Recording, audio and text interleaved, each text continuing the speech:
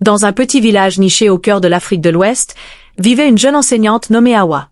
Son amour pour ses élèves et sa passion pour la transmission du savoir faisaient d'elle l'une des figures les plus respectées de la communauté. Mais ce que personne ne savait, c'est que son destin allait basculer dans une guerre spirituelle qu'elle n'aurait jamais imaginée.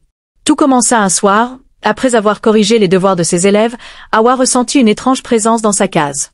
Le vent s'engouffra brusquement dans la petite maison de paille et d'argile, soufflant la flamme de sa lampe à huile.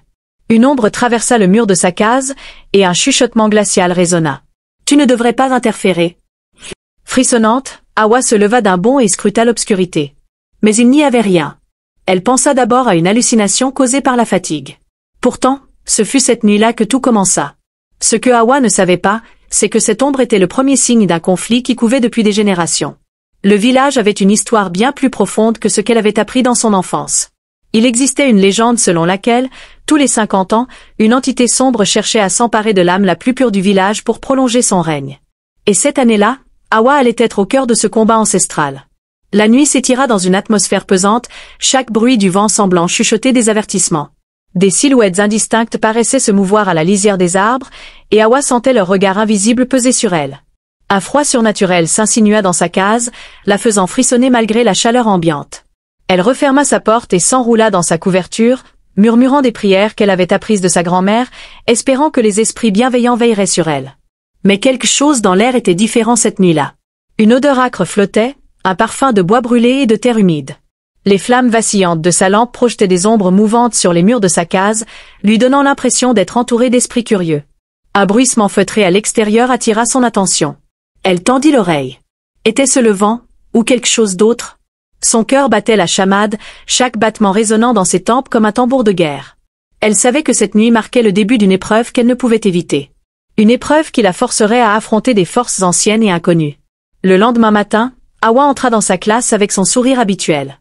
Elle salua ses élèves un par un, mais lorsqu'elle croisa le regard de Yakuba, un frisson lui parcourut l'échine. Cet élève de 10 ans, habituellement timide et studieux, avait un regard différent aujourd'hui.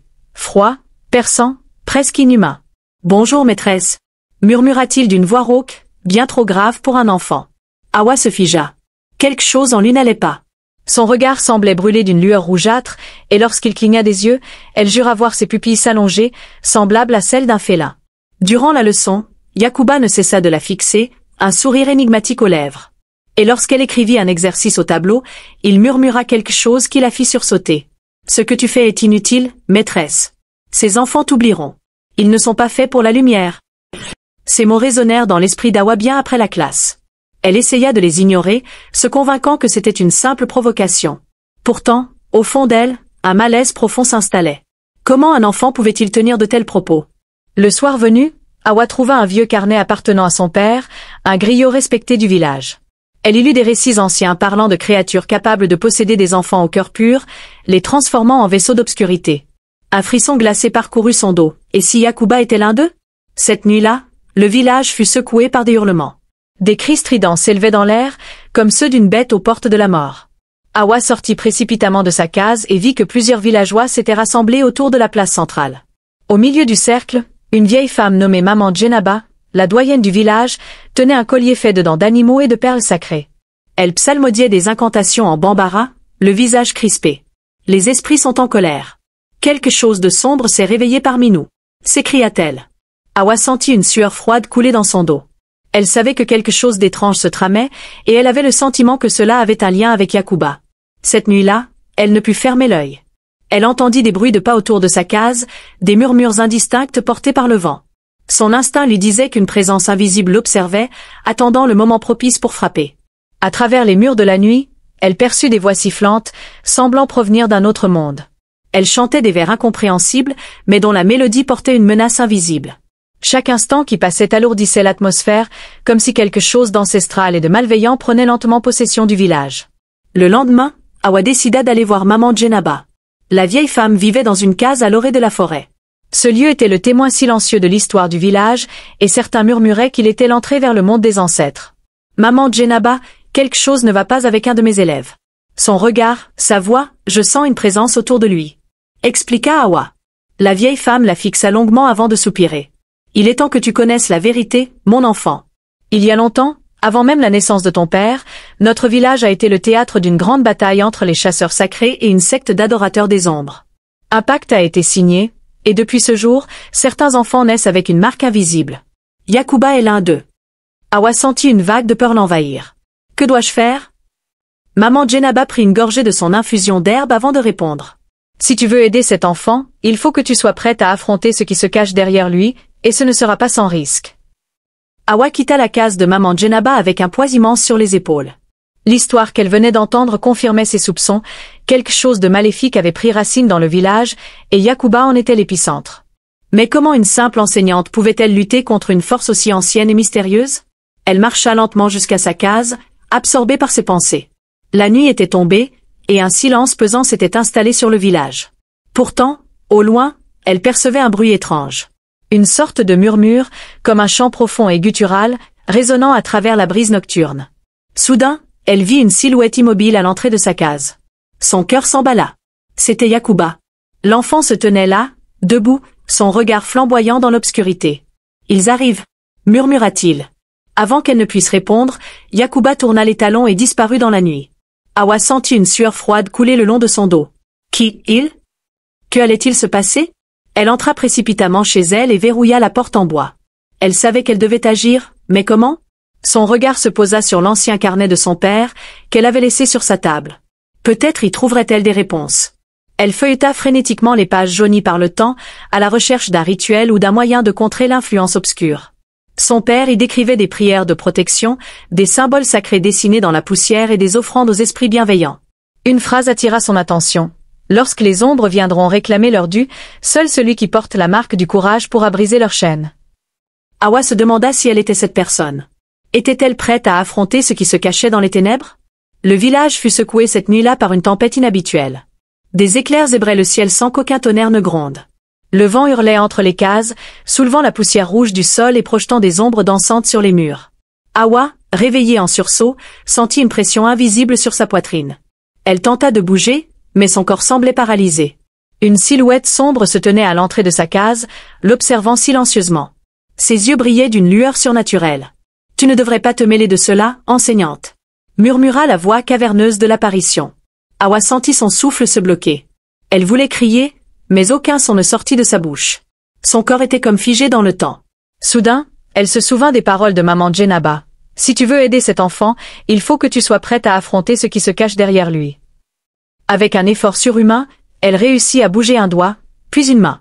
Elle se força à respirer profondément et à murmurer une prière protectrice apprise durant son enfance. La silhouette sembla vaciller.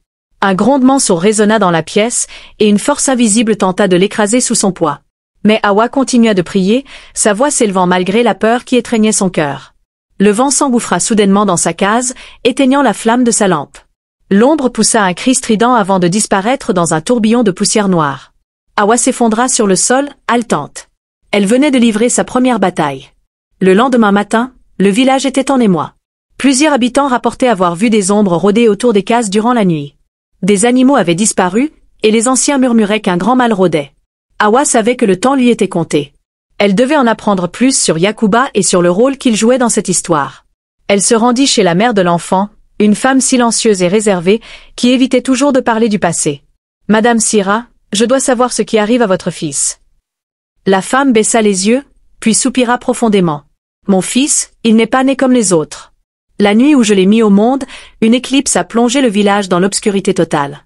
Les anciens ont dit qu'un enfant né sous une telle nuit porterait une marque, une connexion avec le monde invisible. » Awa sentit un frisson lui parcourir l'échine.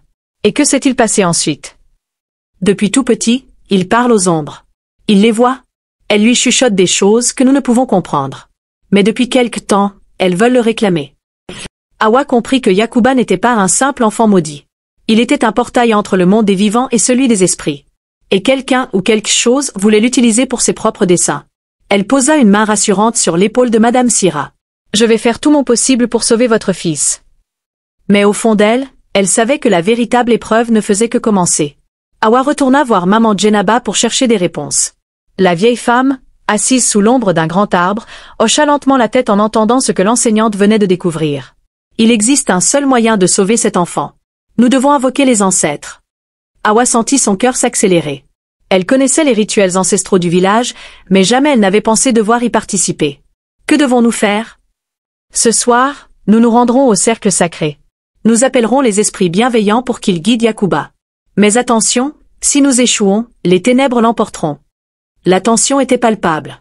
Cette nuit-là, Awa savait qu'elle se tiendrait face aux forces les plus puissantes du monde invisible. Avec la vieille femme et quelques anciens du village, elle se prépara au rituel le plus important de sa vie. La bataille finale allait bientôt commencer. À la tombée de la nuit, Awa et maman Jenaba, accompagnés de quelques anciens du village, se dirigèrent vers le cercle sacré. Cet endroit, situé à la lisière de la forêt interdite, était utilisé depuis des générations pour invoquer la protection des ancêtres. Au centre du cercle, des pierres couvertes de symboles anciens formaient un périmètre de protection contre les esprits errants. Les anciens commencèrent à tracer des dessins dans la terre, formant des motifs complexes censés canaliser l'énergie spirituelle. Awa observa avec fascination et appréhension. Elle savait que ce qu'ils allaient tenter ce soir pourrait bien changer le destin du village à jamais. Yakuba fut amené au centre du cercle, ses yeux mi-clos, comme perdu dans un état de transe. Sa mère, Madame Sira, se tenait en retrait, pleurant en silence. Maman Jenaba leva les mains vers le ciel et entonna une prière ancienne, transmise de génération en génération. Ô esprit des ancêtres, gardiens de ce village, entendez notre appel. Protégez cet enfant et brisez les chaînes qui le lient aux ténèbres. Une brise froide souffla à travers le cercle, soulevant la poussière du sol. Puis, une lueur pâle apparut au-dessus du cercle. Les esprits bienveillants étaient là. Alors que le rituel avançait, une ombre massive émergea de la lisière de la forêt. Une silhouette informe, aux yeux brûlants de haine, s'avança lentement vers le cercle sacré. Une voix gutturale résonna. « Cet enfant nous appartient. Vous ne pouvez pas le sauver. » Yakuba se mit à trembler. Un cri déchira la nuit, et son corps se cambra violemment. L'esprit sombre tentait de le posséder entièrement. Awa sentit une montée de peur, mais elle savait qu'elle ne devait pas faillir. Elle se plaça à côté de maman Jenaba et se mit à chanter une prière de protection. La lumière du cercle devint plus intense, forçant l'ombre à reculer légèrement. Mais elle ne comptait pas se laisser vaincre aussi facilement. L'entité projeta une onde noire qui fit chanceler les anciens. Maman Jenaba s'agenouilla, épuisée par l'intensité du combat spirituel. C'est alors qu'Awa sentit une chaleur envahir son corps. Comme si une force ancienne l'habitait, une force transmise par les ancêtres eux-mêmes. Elle leva les bras et prononça d'une voix qu'elle ne reconnut pas comme la sienne. « Par la lumière des anciens, je te bannis. Retourne dans les ténèbres d'où tu es venu. » Une explosion de lumière jaillit du cercle, projetant l'ombre en arrière. Elle poussa un hurlement d'agonie avant de disparaître dans un tourbillon noir. Le silence retomba soudainement sur le village. Yakuba ouvrit les yeux. Ses pupilles, autrefois marquées par l'influence obscure, avaient retrouvé leur éclat normal. Il regarda Awa, puis éclata en sanglots en se jetant dans ses bras. Le lendemain matin, le village se réveilla sous un ciel limpide. L'atmosphère pesante qui pesait sur la communauté depuis des mois avait disparu. Les anciens déclarèrent que le mal avait été vaincu et que Yakuba était enfin libre. Maman Jenaba, bien qu'affaiblie, souriait. Elle savait qu'Awa avait accompli quelque chose d'extraordinaire. Elle posa une main sur son épaule et murmura. « Tu es désormais la gardienne de cet équilibre, Awa. Les esprits t'ont choisi. » Awa hocha la tête, réalisant l'ampleur de ce que cela signifiait. Elle n'était plus seulement une enseignante, elle était devenue la protectrice du village contre les forces invisibles. Quant à Yakuba, il reprit une vie normale. Il jouait à nouveau avec les autres enfants, souriait, et semblait soulagé d'un poids immense. Sa mère, reconnaissante, ne cessait de remercier Awa et les anciens. Le village continua à vivre paisiblement, mais Awa savait qu'un jour, une autre menace pourrait surgir. Elle serait prête. Les années passèrent. Awa devint une figure légendaire dans le village. On disait que, les nuits de pleine lune, elle se rendait dans la forêt et parlait aux esprits des ancêtres. Certains murmuraient même qu'elle possédait le don de voir au-delà du voile du monde visible. Les jeunes générations écoutaient son histoire avec fascination et une nouvelle lignée de protecteurs se forma sous son enseignement. Car dans chaque génération, les ténèbres tentaient toujours de s'infiltrer. Et quelque part, dans l'écho du vent, une voix chuchota. Ce n'est pas la fin, mais seulement le début d'un nouvel équilibre.